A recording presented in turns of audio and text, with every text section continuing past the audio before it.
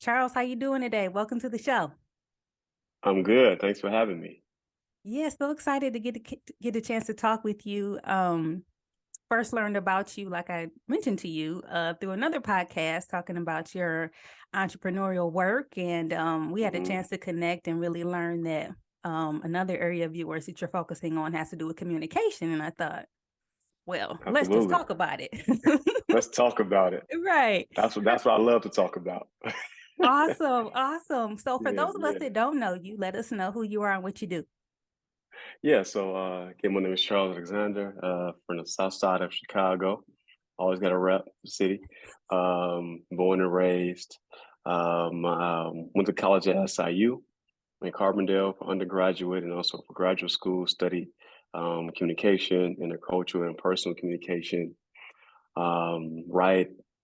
Well, I was involved in the organizations on campus. I'm a member of Phi Alpha Fraternity Incorporated, so I was heavily involved in my chapter while being at SIU, involved in, of course, other organizations as well.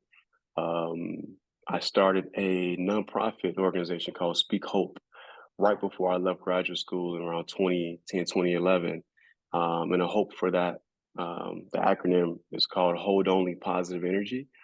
And I always like to bring it up because the purpose of starting Speak Code was just to, uh, you know, um, sometimes when we get our degrees and we get all high and mighty, get our careers and start making good money, we forget about where we came from. And so I feel like my duty was to go back to my community. I'm from the Woodline area of Chicago. You might be familiar with Inglewood, so those communities are very close. So I did a lot of work there in terms of galvanizing the communities, focusing on job placement, just the importance of entrepreneurship, self empowerment, and so that was my way of like I have to take these things I've learned on the theoretical side, but also think about the practical side of our communities and bringing back any knowledge I've gained and try to assist those that look like me. And so I started an organization, Speak Hope, in 2011, and that was going on for years and years. Had a board of directors, and I just really loved that work. And when I left graduate school, I was like, I didn't want to work for anybody. I was like, I'm doing Speak Hope. If something comes out later, that's fine. But I just want to hire our own people and just want to reach the masses. You know how you have these these grand ideas, but of course, Chicago is very expensive. Okay, and so I had to get a part-time job, and so I started working at St. Xavier University, and started working there, doing some college advising stuff, and then I started teaching communication at the university level. And so, of course, I love that. And so I've been teaching communication or as a communications professor for over a little 12, 13 years now. I've taught speech comm 101, so of course, public speaking. I taught intercultural communication, interpersonal, and also sports comm, which is a very interesting topic. And we Mm. actually, yeah, for that class, we used the book $40 Million Slave. And that's a really good book. So yeah, I was doing that and working full time. So I was just in the education realm for years and years. Started teaching at University of Chicago Woodline Charter School and also became a director of college planning. So worked with students in terms of college access. That was really important for me. I really enjoyed that work. And then voila, 2021, the Blackberry Company was formed. And so, and that Mm. was not the real entrepreneurial journey began for me. My wife and I, we are in real estate as well. So we have properties, and that was great, but I was still kind of on the side. I was still working 9 to 5, but once the BlackBerry company kind of took off, like a lot of my time had to and went towards that. So Wow. yeah, and all that stuff was going on. I was, of course, co-founder, but also director of communications for the BlackBerry company. Right, made sense. Right, right. Right. That was just an easy thing to do. Yeah. Um, and from there, I was like, you know what? I want to get back to kind of what I enjoy doing. And, just over the years, just figuring out all these communication strategies from ethos, pathos, logos, and like just the importance of different aspects of networking and following up, and just proactive versus reactive communication, just different things that we might have heard of, but nobody makes it practical. Right, we get a theory aspect, and so I'm big on like practicality, where a 12-year-old can pick it up just like a 40-year-old can understand it, and so like that's why I just kind of got back into that. So now I'm doing effective communication consulting, and strategies for corporations, businesses, nonprofits, DEI institutions, colleges, students, staff. Because again, the content translates from young to older, and of course it changes a little bit, but it's applicable, right, to different races, different demographics, and of course different ages. So that's what I'm doing now. That's what I'm really loving. Just kind of, I always say God doesn't give us gifts to hoarder, but He gives us gifts to share with the world. And so I'm just here to be that vessel and share what I have with the world and what I know. I love it. I love it, That boy. was a lot. I'm sorry, but I just You, want to get it all out. hey, get it out, get it out. Okay, okay, And you okay. hitting us with the college words. You said eat those, pay those, logo. Wait, slow down. We get to that. We're gonna talk more about that. Right, right. So I For want to go sure. back to your teaching days as a professor. Yes. You know, Yes. how exactly did you make the transition from being a professor to an entrepreneur? Yes. A good question. So it's interesting because being a professor is similar to being an entrepreneur a little bit, because it's kind of like your own hours, right? You're pacing things in your own time. You have your class schedule. It's not like you're teaching 9 to 5. You might have, you might teach from 12 to 12:50, or another class period 3:50, and then you're doing whatever else, along the way. And so it wasn't that difficult to make the change, but it was hard because I missed it so much. And so, that change was just interesting because, being a full-time entrepreneur is like, if you don't work, you don't eat, right? If your product Mhm. don't sell, you don't make money. And so, I have 2 kids, a wife, we have, again, properties, we have mortgages, we have, daycare. So all these bills, all these things are happening. And thank God for my wife. I just always try to give her credit because, again, as an entrepreneur, you have to have a spouse, you have to have somebody that believes in you, right, and can assist you when things, when the money isn't coming in like it's accustomed to. But most importantly, believes in the vision, and so she definitely held it down, right? She Yeah. held it down, and until things got to where it was steady and a little bit of money was coming in, and so just that change of like the uncertainty of entrepreneurship is real. So many times people talk about, entrepreneurship is glorified on social media, and it's almost like if you're not being an entrepreneur, then what are you doing? Well, And yeah. I'm against that. I think that if you want to be an entrepreneur, that's awesome. But some people have 9 to 5s and doing exceptionally well with those 9 to 5s, making really good money, building generational wealth, having properties, having other investments. So they're doing them both, right? And so I never want to say, quit your job and just be strictly an entrepreneur. No, you do what works for you, Yeah. right? And do what's best for you. I have one of my good friends. He's been in he started pharmaceuticals years ago, Hmm. right? And he's like a VP now of a company, and he was like, he makes good money and he's doing great with it. Yes, his family's they're all doing well. And he was like, I always envied entrepreneurs because, it's hard for me to let go of what I have to do something that I just have a passion for, Hmm. right? And it just really made me think about like, some people just are great in what they're doing with a 9 to 5, and that's cool. But if you want to go forward, I definitely push you to go forward, right? It's something that you have a plan for, something you have an idea, you go for and you figure it out. But having the support makes a world of difference in you Hmm. being able to be consistent with whatever it is. Yeah, that's such a good point. Yeah, so we have Yeah. entrepreneurs that listening to the show, but also 9 to 5ers that are looking to make impact within their organizations. Yeah. Yeah. Story. So one of the things that I know about you, because you told me, is that Mhm. within a year's time, the Black Bread Company was valued at $51 million. So to that, I said Correct. congratulations. Yeah. But Thank you. I also wonder and want to ask you, what role do you think storytelling played in, facilitating the company's growth? My God. I mean, that's exactly what catapulted the company, right?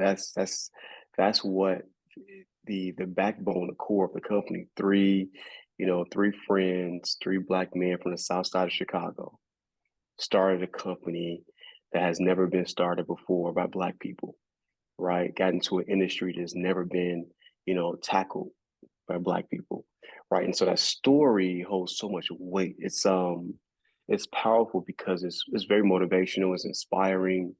One thing I like to say is it's hard to be something you've never seen before, right? And so you see someone that looks like you in an industry that's unfamiliar. You think to yourself like, oh, maybe I can try that, right? Maybe I can get into this industry. Maybe I can try this. So you have that. You have a baseline, right? You have a barometer, right, or where you can go and where you can start. And so now our story is really what I think the story is what got us to the Ellen show, right? I mean, having the first black owned sliced bread company starting that, I think it was great, but I think our story is really what pushed it.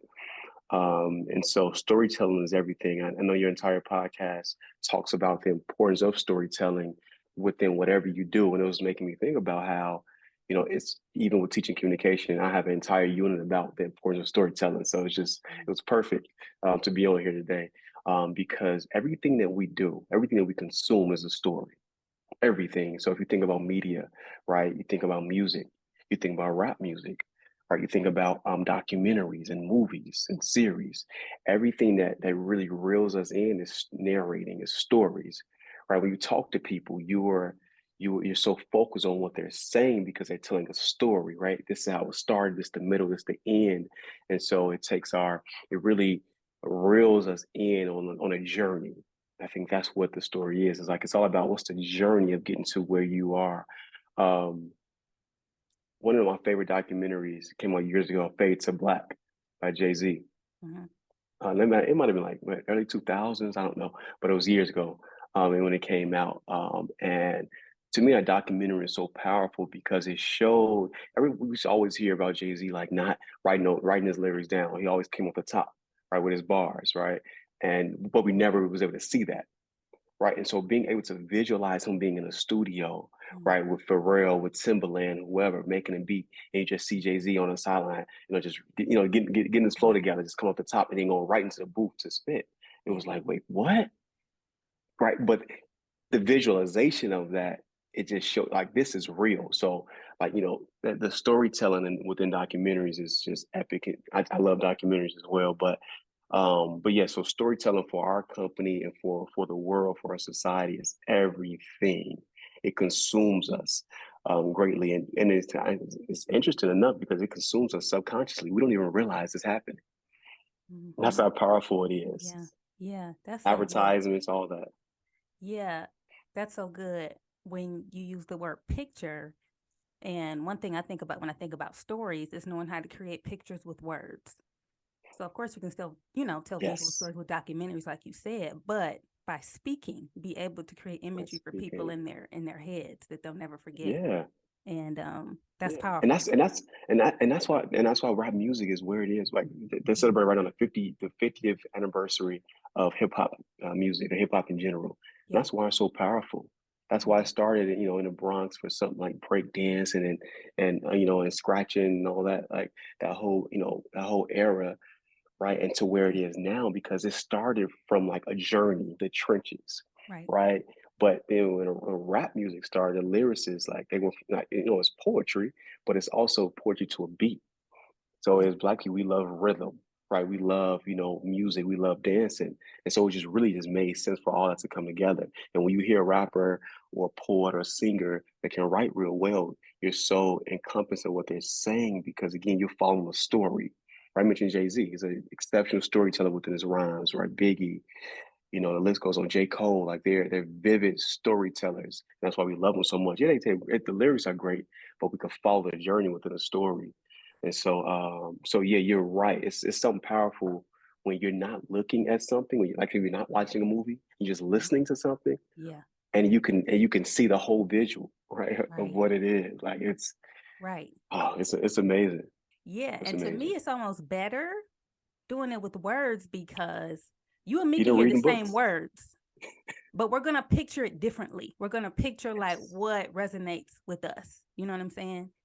Right. And And why, and you know why that is, right? Because when, we, when we're reading a book, right, or when we listen to a song, we're we're bringing our lived experiences into yeah, their journey, right? And so you're going to conceptualize something different when you read this book compared to when I read it, right? Like think about when you're in class. yeah, We all read the same material, but when you talk about what you read, I'm like, wow, that's a right that's a whole different perspective that yeah, Kelly is coming from, right, right? It's like I didn't even see it from that point of view, yeah, So you're so right. That's really what it is. When we just view it different based on who we are, yeah, yeah. So you our said you backgrounds. have a unit that you teach on storytelling, right? Yeah, Okay, what's your best tip? Give us a tip. We want to be better storytellers. What you got? yeah. So, well, let me refresh you. So, when I talk about storytelling, I kind of mentioned just now, talk about from the aspect of media, advertising, and music. Even there within that unit, talk about the importance of sales, right? How people how you get reeled in based off of a good salesperson, right? And Yeah, I talk about Apple versus Android. I was like, we all know that Apple isn't functionality, right? The different aspect isn't better than an Android because Android has all these great things going on, but the sales pitch of Apple, the story, you have to be the first to get it, like the compatibility with the Apple phone and the laptop and whatever else is connected to your AirPods, right? yeah, All these things makes the story of Apple like you consume it more, you want it more because it's a popular thing to do, right? That's how it's sold. Are you in media, like people are waiting in lines for the next iPhone. Like it's FOMO, right? Fear of missing out, hmm, right? And so all that is a part of the story for Apple, right? The storytelling is also the sales of whatever it is. I even talk about, car salesmen, right? hmm, It's a theory behind the way they sell cars. It's not, oh, this person's coming on our lot, and we're gonna take them in and we're gonna show up your cars. No, no, no, right? You test driving a car is a part of an entire strategy, yeah, right? Them showing you various cars, right? And you getting in and you making it feel like your own, right? hmm, Now you're hmm, here. Now you're a part of the journey of this car. yeah, Right? Because you're right, in it. Like this feels like yours. Right. And so, yeah, my aspect of storytelling is just, knowing when, you're being persuaded compared to when like it's something you really want. mm, And effective storytelling can convince you to want something you don't really want. yeah, Right. Interesting enough, you can listen to a song, right, for the first time in your car, and you might dislike the song. I hate this song. Oh my God, like who I just hate it. But you know, what radio stations understand and what artists understand, A&R, the more you hear the song, mm, what's going to end up happening is you're going to say, "Oh, this song isn't that bad." But guess what? You originally said you didn't like it, so the song didn't change. right, But the more you heard it, the more you became a part of whatever the song is, right? And you find yourself humming the lyrics and maybe paying attention to the beat more because you've heard it so much. So the more you hear something, the more you read something, the more you see something advertising, the more you see it, the more you want it, yeah, right? And that's just they study. The research and theory behind advertising is all storytelling, right, yeah, right? How do they make you connect, yeah, right, with what you're watching? How does that connect to who you are and what you represent? yeah, So yeah, all those things are part of like a story. It's hard to put storytelling in a box because it's so broad yeah. and it's everything we do. Okay. You gave us a lot of lessons. Let me see if I can repeat back what I heard. I think one Okay. was repeating, repetition, the power of repetition. I think a lot of times we say something once and we think that everyone heard it perfectly and everyone knows now because I said it. Um, Yeah. but I Yep. think you're highlighting there's power in repeating that message because it's going to take a while for it to Absolutely. really sink in. I heard you Yeah. also talking about creating an experience. Um, and making the story more than a narrative, but something people can actually experience. And then the Yeah. last thing I took away was really asking the question as I'm quote unquote selling, how am I leveraging story? Because I should be and I need to be. Um, Yeah. so that was good. That was good. Great listener and a great synopsis.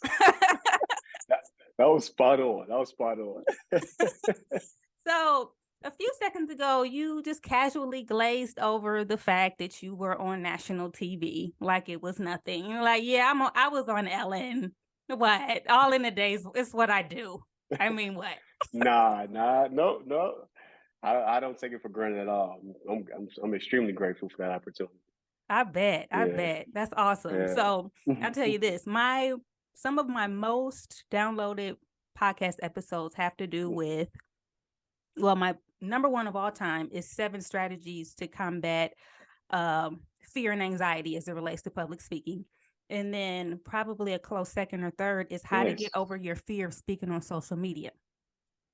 So I think about, there are moments in time where we have to speak and it's like, I can't mess this up. Like I have to be on Yes. right Yeah, now. like your TED Talk. That's right. That's right.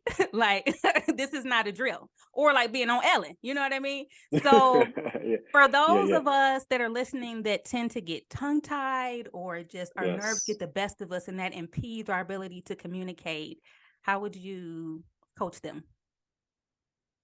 I definitely talk about this in class, and because and I talk about this right away with students because when you teach at the collegiate level, your students starting at 16, 17, 18, all the way to 50, 60. I had like a lady in my class was like 65. She was awesome. And so I always say this: whenever you get up to speak, be clear and know people are judging you. I'm just going to tell you, right? It doesn't matter who you are. It doesn't matter how great you sound, how good you look, how great you don't look, what you don't look like, what you look. What is it? They're going to judge you, right? So just know that. But what you have to focus on is how you make what you say be more the focal point than what you look like, right? Than what you sound like. So the goal is always to put so much effort into the content of what you're saying, where they're not focused on anything else. So back to your point of the importance of storytelling, right?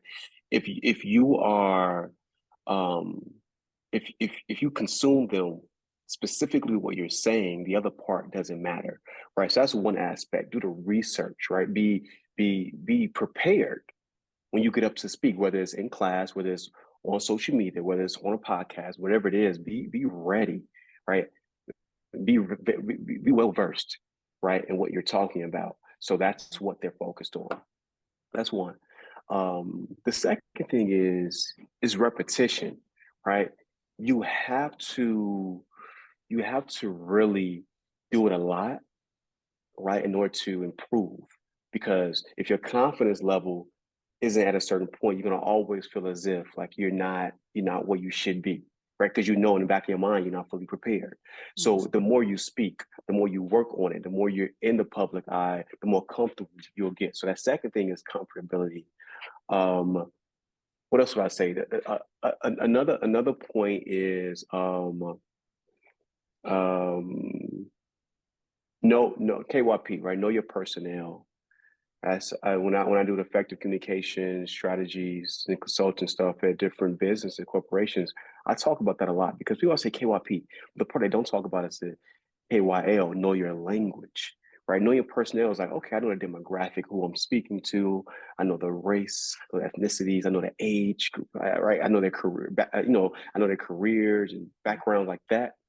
But do I know the language? Do I know how to speak to them? Right? That's the second part of that.